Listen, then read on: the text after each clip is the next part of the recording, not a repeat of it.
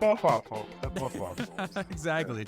It's drama. That's right. And everyone's like, "What? Yeah, Why would you ever watch wrestling? It's fake." It's like, well, why would you watch a play? It's fake. exactly. But like to be fair, it's been a while since, so I need to definitely jump back onto it. So I feel Exactly. like Yeah. the UFC kind of took away it's just too violent for me. I need a bit of a backstory. I need some Eddie Guerrero. I need some lowriders. I need some, I need a Exactly. bit of Exactly. variety. For sure. All right. Well, let's jump in, and I just hit the record button, so this will be good. This is gonna be Studio Visit episode 3, by Studio Visit with me, Raven, episode 3. I have Fingacode here as my guest, a fantastic generative artist from the UK who is someone who I've looked up to and really seen your art kind of from afar, but we've never really talked before, so this is like a really great I'm looking forward to this conversation to kind of dive into your backstory and your art and kind of the inspiration behind it. So I think to start out, I'd like to just talk about where you grew up and kind of your early years. Maybe you can tell me a little bit about that. Like, were you, and maybe the first time that you came across like coding and things like that? Yeah, okay. So I was born in Cameroon, like in Yaoundé, outside the capital city, and I moved to the UK around the age of 8. And I've lived predominantly in Bradford, which is like Yorkshire, North England. My kind of like first introduction to technology as a whole was with my parents. So they were both electricians. So I kind of grew up in like a workshop setting, surrounded by like TVs and whole heap of electronic stuff. So I think it was around the age of 13 maybe that I started getting into like creating stuff on a computer. At the time it was like MySpace layouts, Bebo skins, MSN profile pictures, the run-of-the-mill graphic design starter pack of the early 2000s. That kind of was my pivoting point, and I kind of just grew from there. With regards to actually developing, so it was a few years afterwards. So obviously I'd done like very basic CSS on MySpace, but I never actually, built anything substantial until I think maybe, I want to say 2012, no, 2010 maybe, 2010. I started getting into like WordPress and like, those kind of blog templates and sites. And that was like really fun. And then, yeah, I think just over the years, my passion for like music and just making dope stuff has kind of just snowballed into the world that I'm in right now. And yeah, there's a lot of steps. It's been a lot of steps. And you mentioned music. So you did you do music before you were actually into generative art and just art in general? So like I've always worked on like the more like back end of like the music world. So whether it's like management or like label representative or in that kind of manner. So I've never been a musician myself, but I've worked alongside a lot of musicians. So it's more, I guess, more business side, you could say.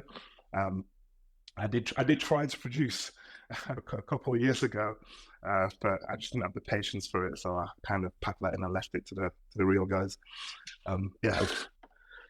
Oh, that's great. Yeah, you should give it another shot at some point. I think it's amazing, always amazing to me that like how many just artists, not even just generative artists, but artists in general, like how much crossover there is between different mediums, even between visual mediums and something like music. Oh yeah.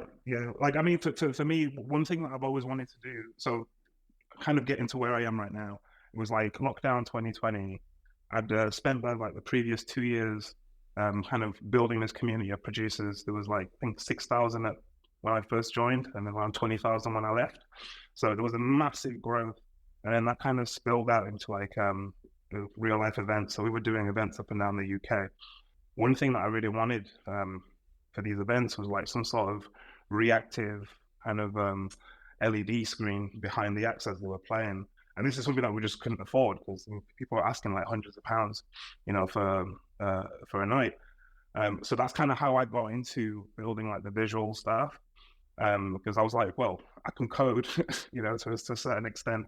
So what's stopping me from actually, moving it up?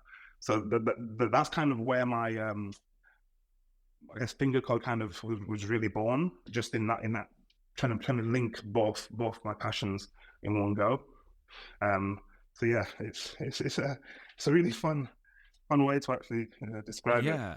And and to take it back a little bit from there, like when you started learning to code, like did you first just start going into art, or were you learning it more? Like what was your motivation for learning to code at first? So I wanted to build a web store because I was designing merchandise for a lot of producers at the time. And currently at that time we were just like sending over like PayPal invoices, but that gets a bit like tiring after a while. So I was like, I need to figure out a way to just build a store. So I was using like I think WordPress plugins, and then just kind of over time, just I would tweak one thing, Google how to do the next thing, and then just gradually got better at it.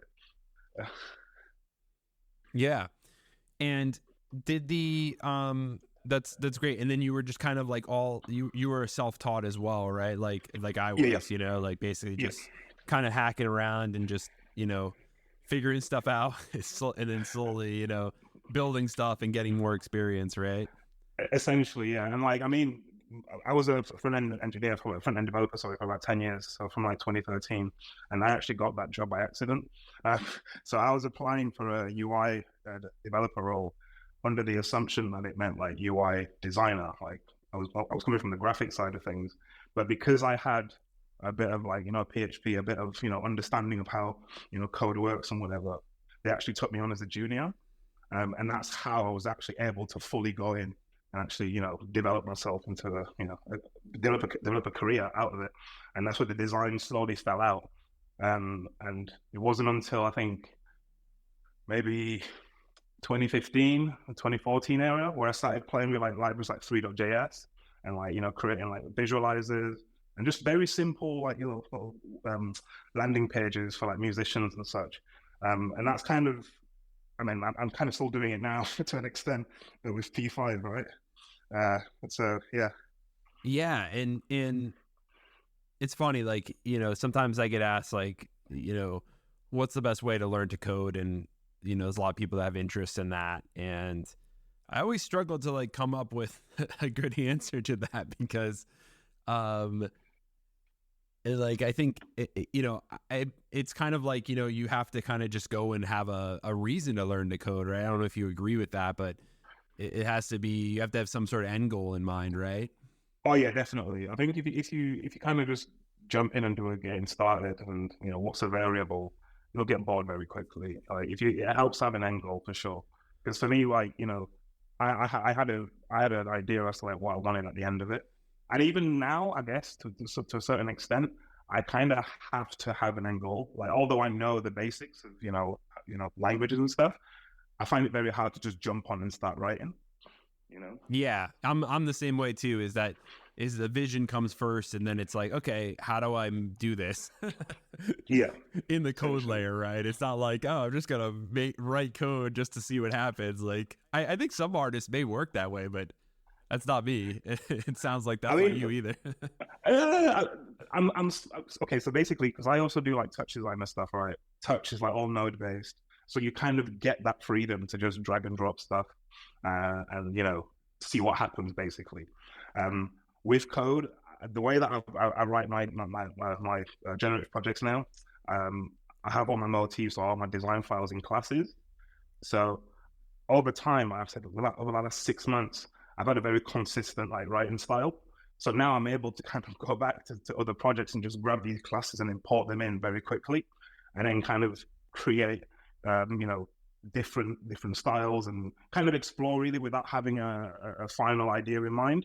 And I found that actually really fun over the last 2 weeks because I don't know if you see my timeline, but I've posted about 70 projects and just kind of like jumbling around just to see what sticks. Yeah. I think I want to go back to touch designer at some point, but I think let's move on to some of your projects. I want to definitely talk about, what I think is, in my opinion, your best work so far, which is End Culture.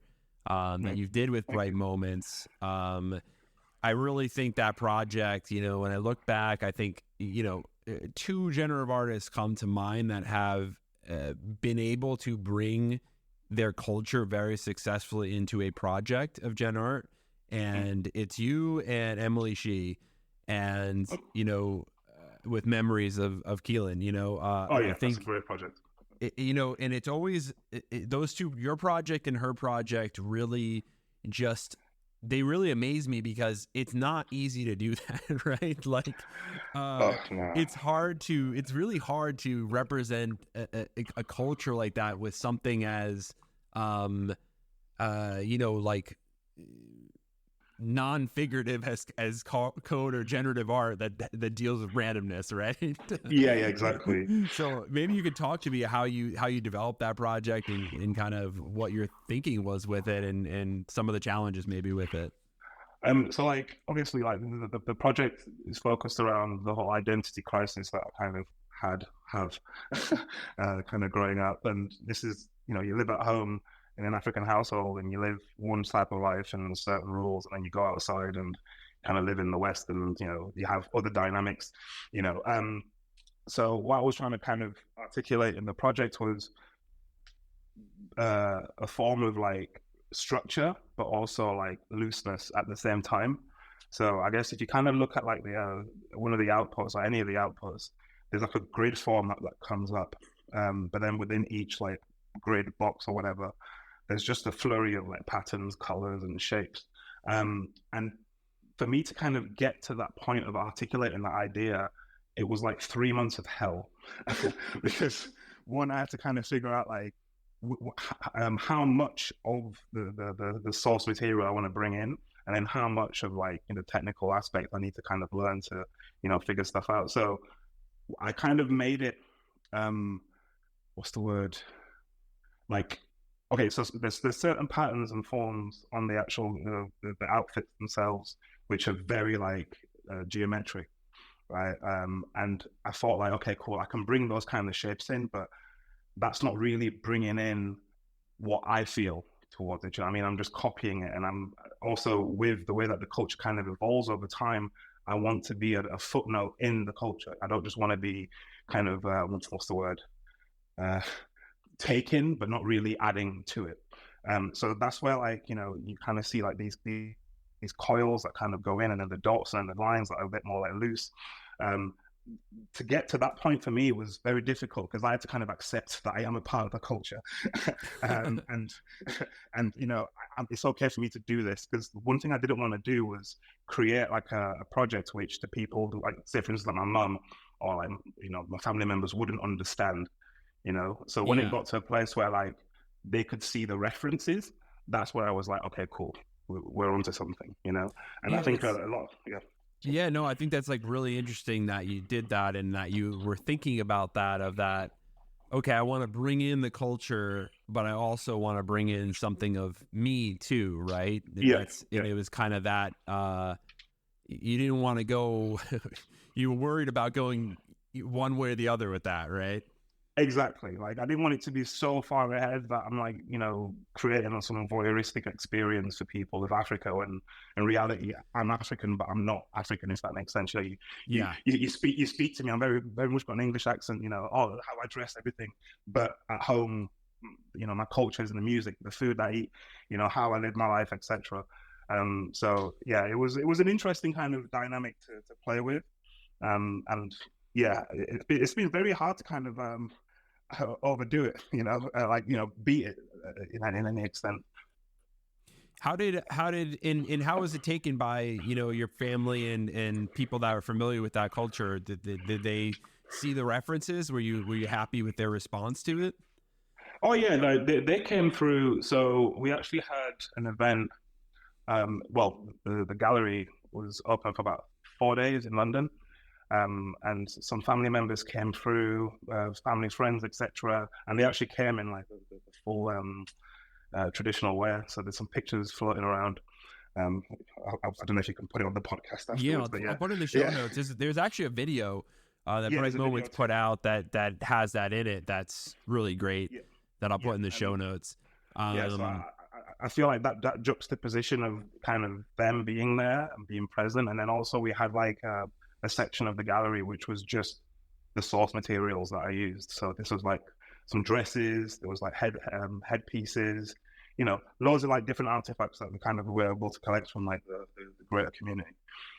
And how did you feel about, like I've done a project with Bright Moments as well, and how did you feel about that whole live minting experience with collectors and things like that?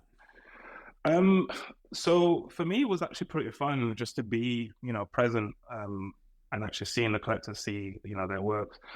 For this one, we had more so remote minters because the nature of the blockchain is like pretty global. But all of the few collectors that were able to actually attend and mint IRL, it was pretty fun.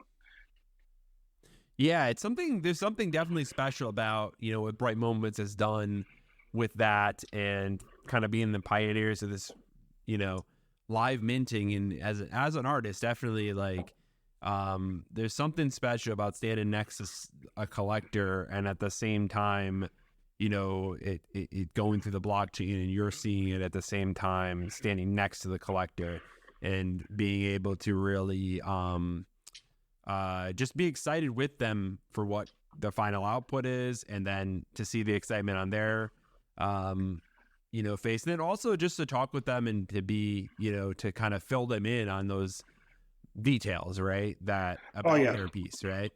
Yeah, definitely.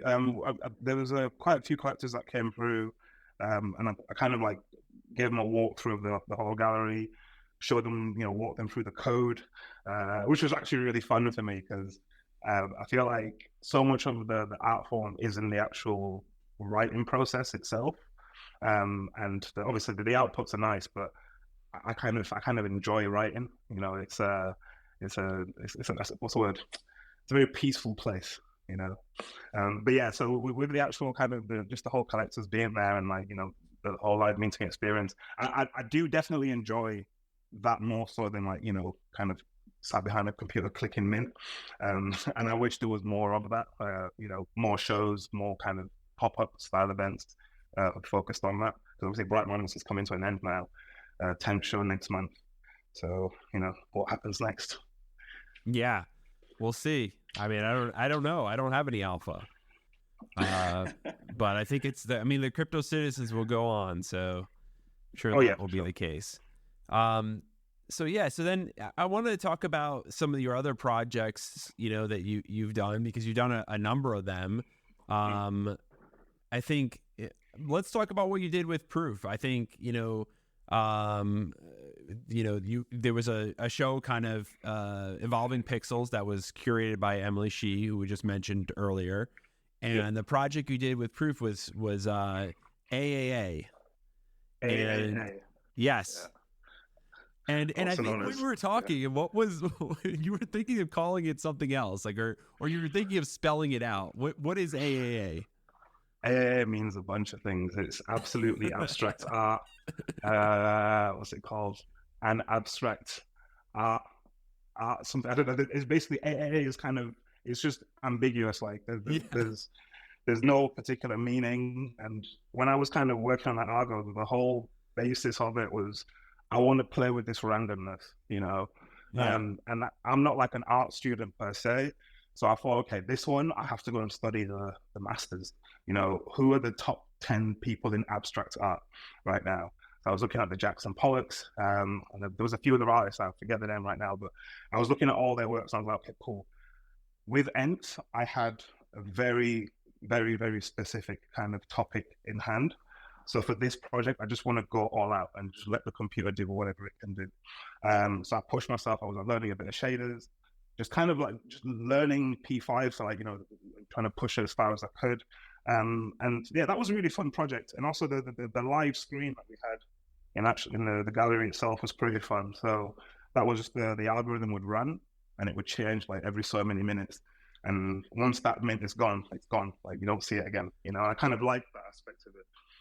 Yeah, it's a very subtle evolution if you have it open on in the live view, which is really nice. And yeah, definitely I get that abstract expressionist vibes from the project for sure. And yeah, it's interesting.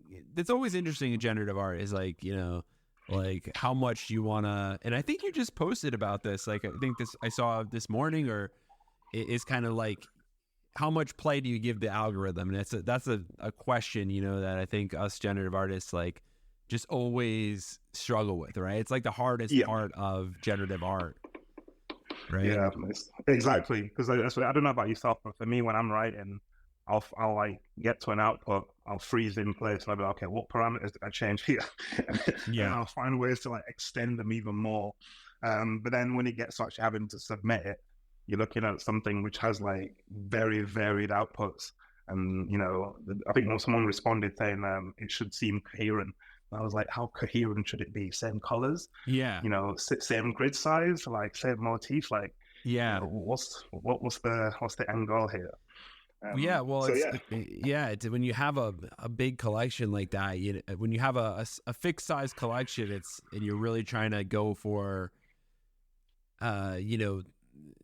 the diversity of outputs, but also have that cohesiveness. It's really hard to strike a balance there because they're opposed, right? Definitely.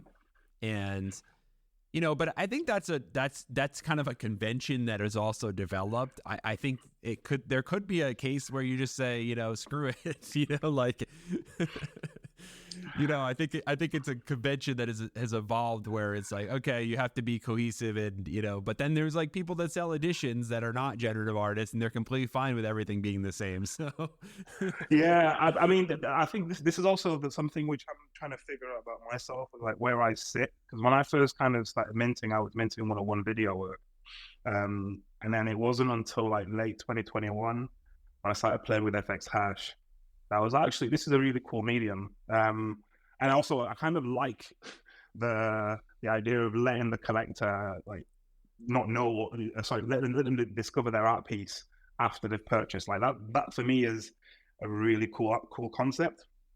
Because you kind of have to, well, one, you kind of have to know the artist, I guess, or appreciate the work, and kind of do a bit of research sometimes. And I feel like it just builds so much more momentum. And I'm all about the adrenaline myself. So yeah. That's great. Yeah, I think I want to talk about Touch Designer a bit, because I think that's something I've never used before. I've never done anything with Touch Designer. I've seen other generative artists use it, and I know it's used like a lot in the music business, for different visualizations, for music. What's special about Touch Designer? What do you like about it? I kind of like the drag and drop nature of it, and it allows me to experiment without any restraints. And I feel like if you don't know it, you can pick it up fairly quickly. It's very beginner friendly in terms of like, that range of that genre of software, like the Unities and what's the other one? I think there's Houdini and a few others. They all kind of have like this steep learning curve where I feel like Touch just eases you in nicely. Do you know what I mean? You don't have to know everything, but you kind of discover it as you go along, and that's what I really enjoy about it.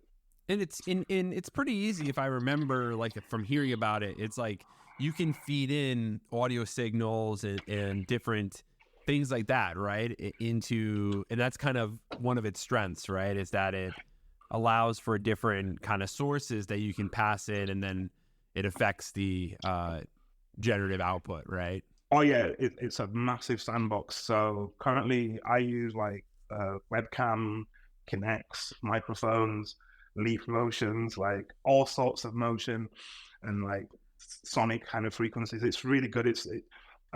There's also like what's the word? Did I say sandbox already? I think I said sandbox already. But like you could do everything, like anything you can envision, you could just make it in there. Like you can build web servers within it. Wow. It's kind of like Minecraft to an extent. You know what I mean? Like, yeah, it literally is like Minecraft. I gotta check it out. It's on my list. It's really for sure. Because there's this idea that I've had for such a long time. Like a guest book when you go into a gallery or something like that, or any building basically, you've got a guest book. I had this thought: it'd be really cool to like create one, but it's all based on SMS. So there'll be like a projection that I'll run onto this onto a wall, and you can text the number, and then the text will just fall down and stack up with the rest of them. And I was thinking, how could I make that? I was like, of course I can do it with touch. I can just create a server and create an instance of Twilio, and that's a lot done. That's really cool. It's honestly, it's really fun. Definitely try it out. Yeah, I've been starting to look into doing music, and because I always like to do music, I play guitar and things like that. But I've been interested lately in like the live coding of the music, and like Tidal Cycles I downloaded, and there's also Sonic Pi, and basically they're just like live coding, like almost electronic music, and samples, and kind of like it's really IBM cool. sort of stuff. I don't know, like I always have done guitar and done different music like that, but like actually using code to program to basically like using code to do the music is like interesting. It's like different, and it's completely challenging to me as like from like a music perspective, but it's really interesting, and you can do so many powerful things with it that you can't do because it's just like almost you need to be like just technically, physically, like to play some of the things. It's like impossible. Yeah, there's I had this idea. Honestly, I'm just going to sound like I'm an ideas guy. I never actually make anything. Which was like basically like blockchain music. So you'd basically get. So whenever someone mints something, it will take the last 64 blocks from their mint and kind of map it to MIDI notes, so that whatever the NFT or whatever it is, it's just like a MIDI clip of the last 64 blocks. And I thought that could be like an interesting project, but it would sound really bad. That's the only issue. But I feel like from the exploration point of view, it's a pretty cool concept. Because even like people like Def Beef, like he's really good at stuff like that as well. It's just like interesting that people have done it well. Like Dada Bots did some art blocks. There's been a few art blocks projects that have really embraced. I think another one that was uncurated was Raphael Rosendahl with Lego Welt, right? And that was a cool one. I forget the name of that project, but that was a cool one that was like generative music and also generative art together, which is it's pretty hard to do that. Yeah, that takes a lot of knowledge, because there's also Beretta. He did quite a few. Yeah, exactly. Beretta with Penne, and and that was the Rituals. That was amazing too. It's definitely like just like hard to do that generative music. You have to really know music, and like theory, and be able to program it and do it. Also, the hard part is that like you can't just do, because like I've made like a random music bot before and things like that, where it will just randomly pick notes that are in a key, but it doesn't sound that good because it lacks like the personality, from it, which is pretty amazing. There's another program that I think it's basically just a bunch of nodes that you just drag and drop. I think it's something bits. I forget the name of it, but I have a theory that like that could be kind of create. What's that film? I think it's the Tom Hanks one with like a big piano on the floor, and he just runs around and plays the keys. I don't think I've seen that one. Yeah, I think, okay, imagine like a floor piano, basically. And you can step on each part. So with this program, I think you can actually map like the person's location. Like you can get a bunch of data basically from the real world and kind of input them. And I've always had this idea of, imagine like an entrance at a gallery or something like that. When someone walks in, their position on the floor, the speed at which they walk, and just a bunch of other parameters that could literally be mapped to like what's it called, like an analog synth of sort. And I asked, have you used a Chaos pad before? No, what's that? It's like a little pad, and as you kind of move it around, you alter like the frequency, the filter. Like it's called all manual handmade hand stuff. Look at it definitely. But the whole idea is, as a person kind of walks in, their movement and their speed just affects the sound that's kind of coming through the speakers. And I thought that'd be pretty interesting to kind of like disorientate people before they walk into a gallery or something, you know? Yeah. I love that thing. I think that's something that, I don't know. I think like generative artists are starting to think more about is like how to present things in the, the real world, right? And how can we bring our art and have it be, almost like not just visual, but an experience, right? Or displaying it in a gallery or something like that. That's beyond maybe just on a TV screen or something, right? Yeah, I think Operator's done a great job of that. Yes, they have. Yeah, for sure. Do you have anybody else you think that is like particularly good at that? Corey Harbour. Yeah, like I like this whole plotter situation, and then, I know that's crazy. yeah, like I've never quite understood it, and I'm still so jealous that he knows how to do it. Like I want to learn too, Yeah. But like, yeah, he's that whole performance, that robotic performance, but the output is so human. I love stuff like that. Yeah. And who else is there? I want to say, obviously, there's Refik Anadol as well, but we're talking big money right there, so I can't really compare to that at my peasant level. Definitely. Yeah. So, like, I don't know. What do you think of, like? I guess I would ask you too. Is like, as we're talking about the, just NFTs and things like that. It's like at this current moment in, in March 2024, it's like it seems like the focus is kind of away from art and on the meme coins and the degen culture right now. Yeah.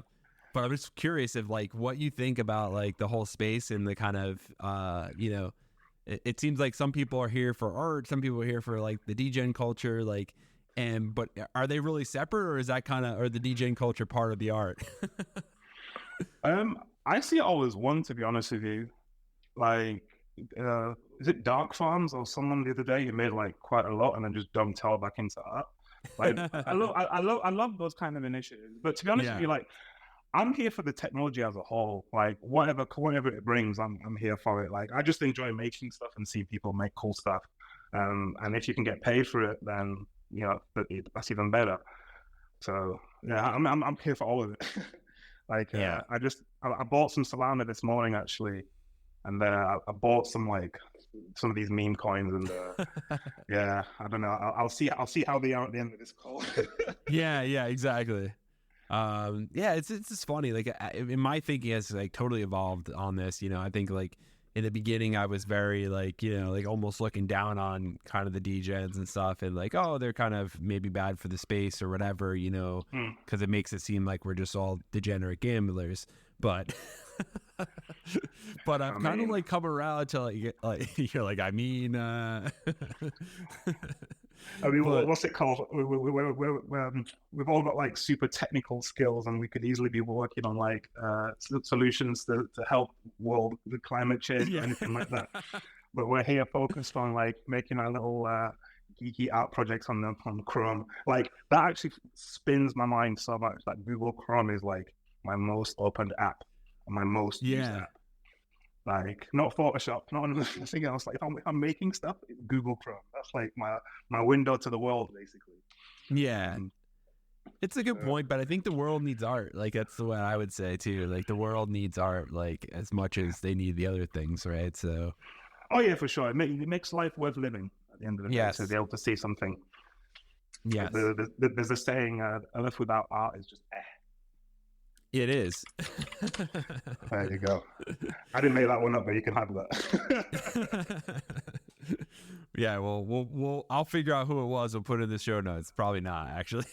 But yeah, so it's interesting how you've just developed, like over time, they're coming from, like more of the music side of the world and kind of supporting musical artists, and then kind of becoming an artist a visual artist and generative artist in your own right. Did you kind of expect that, or did it just happen, like, kind of, and you were just like, wow, actually I'm an artist now on and I have actual collectors and things like that? Honestly, it just kind of happened. Yeah. Like, I was just posting, my little videos or whatever on Instagram, and I just made like a nice little community of friends on there. And yeah, they were like, you should try out NFTs. I was like, okay. And I did. And 3 years later, here I am. I mean, it's been good to me so far. Like, I've been able to like leave my job and, kind of live on this now. So it's kind of opened me up in the sense that, like, I never quite saw how far I could go with my creativity. So it's nice to be able to live in it right now. That's great. And what do you have in the? I guess what do you have in the pipeline now that you're thinking of? What are you working on right now? If you can tell us. So I don't think I can say about one of them just yet, because I'm not fully sure about where I am with it in terms of, I don't know if the algorithm's finished, but I'm working on like 4 different projects right now. That's great. And I think so. There's Bright Moments next month. Oops. And then there's I think Art Basel at the end of the year, maybe, for another thing. And I think there's like 2 other drops in between them both. One on Solana and one on Ethereum, I think. I haven't. I need to double check on that. But yeah, there's 4 generative projects I'm working on right now. I'm trying to find the best way to have them all be coherent but different at the same time.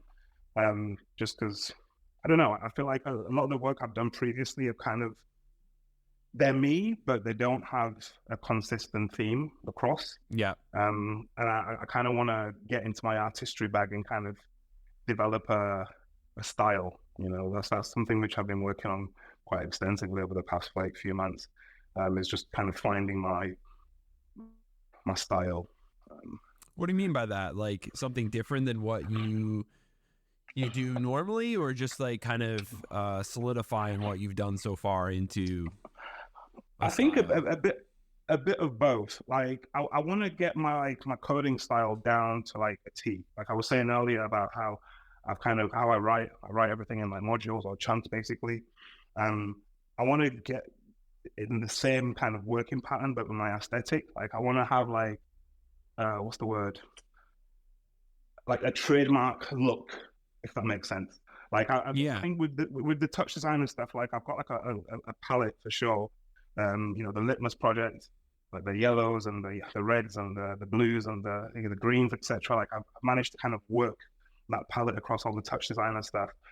With the generative art stuff though, I've kind of struggled quite a bit just because of like the medium that I'm working on, and also I'm still kind of learning it. So I feel like I'm just trying to get into a good place with the aesthetics, and I think I'm almost there. It's just a matter of actually putting it out and seeing how the world reacts, I guess. Yeah, exactly. And I guess one question about that too is like, how do you deal with that, right? Like, that's hard for artists to like put stuff out there and to, not know how people are going to react. And, I think that's a lot of people like they maybe do art, but they don't even put things out there because they're so afraid of, what people are going to think of it. Yeah, so I kind of had to get over this like very quickly.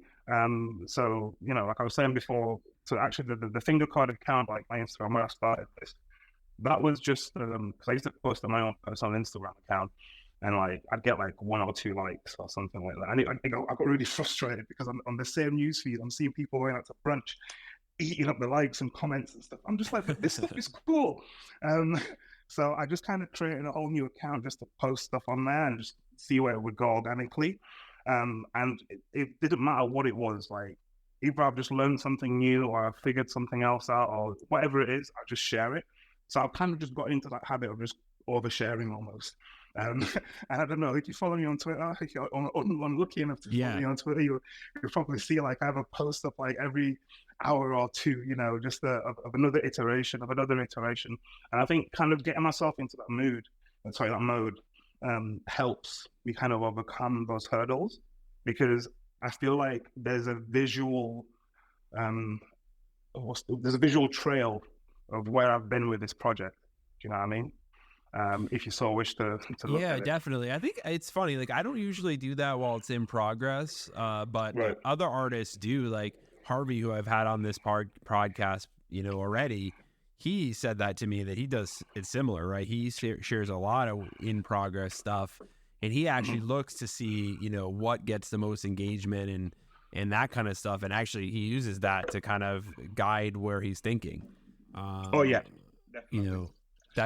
It takes feedback from it, which is pretty interesting. Like, that's not necessarily how I work. So, yeah, I mean, different. like, I think for me, the reason why I do it is just also because I don't really necessarily have like a close circle of people around me that like are into code. Like, my friends are like normies as far as I'm concerned. Do you know what I mean? Like, they like normal stuff. I can't really talk to them about code or like this generative art thing. So I feel like kind of just putting it into the community and putting it in front of people that are interested in it kind of helps me, it sounds, I don't know if it might sound weird, but it kind of helps me kind of stay interested in this medium, so yeah. Yeah, definitely. And there's just so much out there too. And then by sharing it, I guess this is the whole thing of the, the everydays, that a lot of artists do. And they post art every day and do art every day. And I guess it is a good technique to get you out of, that fear of sharing, right? Or fear of what people are gonna say. Oh yeah, definitely. And I think also, like I was saying earlier, and about kind of like developing my own style, this is also kind of that process for me. It's sort of building muscle memory, and kind of just, like I said, I can kind of look at yesterday's post and be like, oh, actually, I didn't like this part, but I liked this part, and then today's post will be an alteration of that, which it helps. That's great. Do you have any other hobbies outside of any interesting hobbies outside of generative art? Ooh, To put you on the spot, but oh, somebody's curious.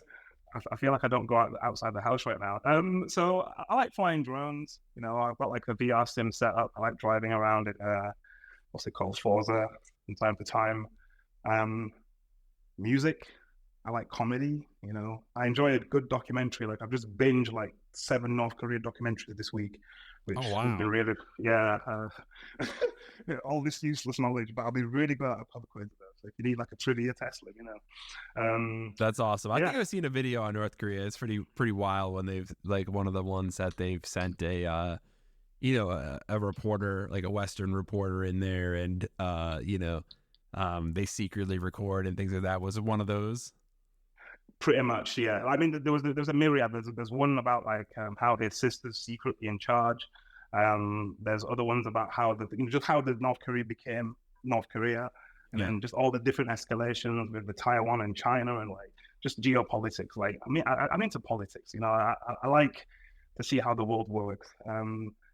Honestly, I'm just a sponge for knowledge. Like, I'm passionate about a lot of things. Yeah. Sure. Were you always like that, or was that something that you just developed, you think, or? I think I've always had like a curiosity about lots of different things, like from early, and I think just growing up, I've been able to fortunately push that into like, my career and and help me kind of live my life. So yeah, I've always been curious about stuff massively. Do you feel that like that? Because that curiosity, a lot of times that leads to creativity, right? Is that questioning and just questioning how things work, diving deeper into things, and to wondering, can I build it this way, or can I do this, or do you think that is something that is just like you're born with, or do you think you develop that over time? That is a good question. I couldn't tell you, because in the same regard, I've got friends who like they'll see something and be like, oh, that's cool, and then completely forget about it. Whereas I'll see something, I'll be like, oh my gosh, like I can't stop thinking about it until I figure out what it is. Do you know what I mean? Yeah, 100%. Yeah. Yeah. So I feel like it can be nurtured, but it depends on what the topic is. You know, if you've got an interest in a particular topic, it's very easy to go down rabbit hole. Yeah. Yeah, to be honest, I don't know. I think nurtured probably. Yeah, I think it's yeah, I tend to agree. But I think you have to be someone that is very interested in things. I think artists, like, I haven't met an artist that is not really, like, doesn't get really interested in things, you know? Like, you can't be, and it can't be a cursory level of interest. It has to be like an obsession. Yeah, like I was pretty surprised that Jeff Davis played what was a DJ. Like that one was pretty cool for me to find out. I was like, I just saw him like with his probably like a vinyl crate out and he's playing records. I'm like, okay, Jeff, this is cool, you know. So yeah, like, no, honestly, it's good. It's good to be curious anyway. But that's what I've always kind of tried to, you know, maintain with my whole practice. Just stepping out the box from time to time and seeing what comes up. Where did you see Jeff Davis DJ? I've seen him DJ actually a few times now, in London and in Paris. Yeah, he yeah, I saw him in Marfa because I went to Marfa. I think it was maybe this year, like last year. And there's a bar there, Planet Marfa, and he DJ'd. That was pretty cool. But the one thing I wanted to ask you, you know, is definitely I wanted to talk about, you know, we're jumping all over the place, but you know, what's recently happened, you know, with this NFT book that's come out. That you were in Paris, you went to the kind of opening of it. How was that? Insane. Like I can't describe how I felt. Like it was really surreal first to be in Paris around, like, you know, friends and peers that I've met over the years in this NFT journey, and to be in like a bookstore, you know, like that's as institutional as it gets to me. You know, Yeah. like a book, you know, actually published. That was definitely an interesting. Yeah, I can't quite describe how I felt. And you know, I think. I don't know. I think for me, what I really enjoyed about it was being around, like, as I'm talking, being around in the book, anyway, being around like so many artists that I've kind of like either looked up to, like Damien Hirst, for instance, or like artists that I've kind of discovered throughout this space that I've like really pushed and like kind of I've admired their style, like Nicholas Sassoon, for instance. There's Dimitri Cherniak, and just all of this kind of it's like a big crescendo for what has been, in my opinion, a very short career so far. Like I think I've only been active for about 2-3 years, and I feel like that for me was that I was like, wow, like 2 years is really a long time when you think about this, you know. So yeah, it was honestly, it was a great feeling. I'm still kind of trying to understand it, if I'm honest with you. Yeah. I can't wait to get the book. It looks epic. I haven't seen, you know, it in person, but it's huge. So I'm gonna need a reinforced, you know, table for it for sure. And make sure it doesn't fall on my kids. So that's another thing I have to. Yeah, definitely not. Honestly, it's the size of a small child. Well, yeah. Then I won't have to order any dumbbells. It seems I'll just lift the book up and down a couple times and get jacked. So, you know, swallow far. Yeah. I don't know if that's what they intended by making this book, but I'm gonna roll with it. Hey, man, do this thing. Anything goes. Anything goes. Awesome. Yeah, I know I can't wait to see your spread. It looks really great in the book. You know, the pictures I've seen of it. It's well deserved. Like I said, I think you know, nth culture. You know, I think the job you did with it, and you know, again, like I think it's just something that is really hard to do, is to you know, capture culture in that way, in something as you know, cold almost as you know, computer code, right? And to really do that well, and also have the variation in it, right? That we were talking about earlier is really amazing, and that's why, like, you know, your project and like I mentioned before, Memories of Keelan they're two projects that I feel like I I just have really enjoyed, and I almost feel they're underrated, as just to be frank. But Thank you. it's something that is kind of, it's something I think is really hard to do, and you both did a really good job, and you did a great job with it. And I know a lot of people, though, the Gen Art collectors agree 100%. So yeah, I'd like to see more artists to kind of embrace culture like that, and to bring their culture and try to do it into a generative art project. I think it's really interesting, because art, I think that's something is like really important with art, is like that storytelling aspect of it, right? It's not just the visual aspect of it. It's what's the story, Yeah, and that's something which I'm like terrible at, by the way. I'm not very good at like the storytelling, because I'll make something really cool, and then someone will ask, like, what does it mean? I'll be like, I don't know, but it just looks cool. Like, that's it, And yeah, and I mean that's fine too. Like, I think I don't think it necessarily. And sometimes that's the story, right? That is a story. I do feel though, like as we're kind of like transitioning into like the traditional art space, and there's that crossover happening. I feel like those aspects definitely make or break a project.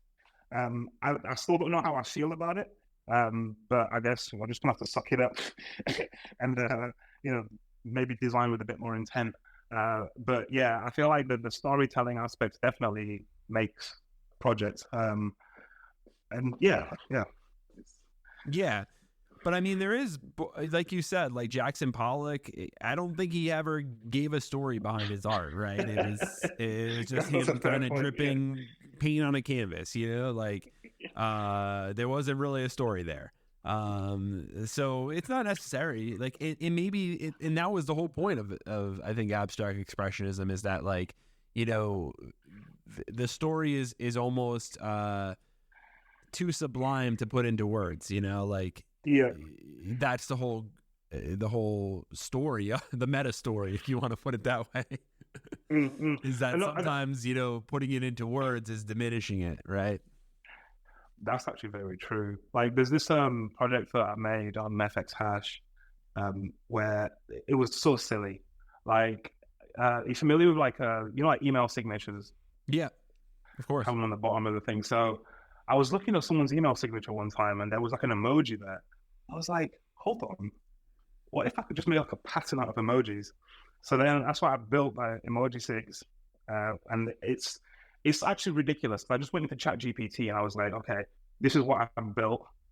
Give me an artistic rendering of whatever this project description is, and it gave me like this chunky paragraph, and I just pasted it in the project description. I was like, all right, done.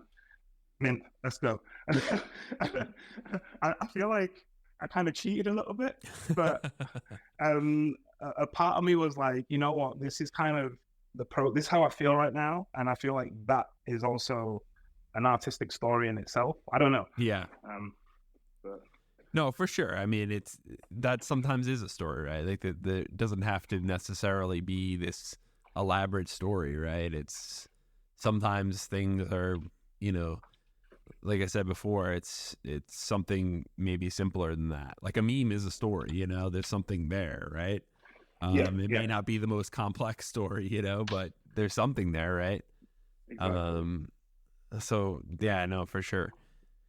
I'd like to just open it up to, the audience. If anyone has any questions, feel free to request and, to ask questions if you got anything. Well, we're going to wrap up here probably pretty soon. So Finga, yeah. So I just wanted to, where can people, find you? Do you have a site, or just follow you on Twitter, or where's the best place for people to follow you? Instagram and Twitter. I have all my links at fingacode.com. So you can check me out there. Great. That's awesome.